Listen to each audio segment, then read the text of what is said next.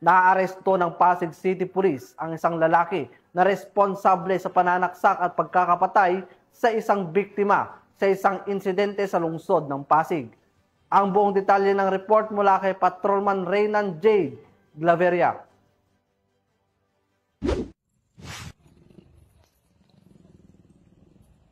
Naging matagumpay ang isinagawang follow-up operation ng mga tauhan ng Pasig City Police Station na nagresulta sa agarang pagka-aresto ng suspect na kinilalang si alias Nonoy, 18 anyos at residente ng Barangay San Isidro, Taytay, Rizal. Agad na i-report ang krimen sa tulong ng isang saksi na tumawag sa 911 upang humingi ng tulong.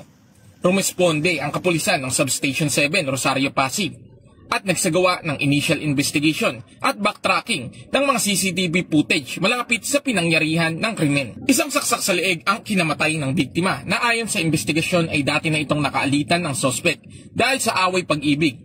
Nais umanong agawing muli ng biktima ang dati nitong kasintahan na kasalukuyang karelasyon ng suspect kaya nagawa niya itong saksakin. Natukoy ang kinaroroonan ng suspect sa tulong na rin ng kasintahan nito. Sa kasalukuyan, nasa kusbiya na ng Pasig PNP ang suspect at ito ay nahaharap sa kasong homicide. Mula dito sa Eastern Police District, ako po ang inyong PNN correspondent, Patrolman Reynan J. Gravera, alagad ng batas, tagataguyod ng Balitang Pulis.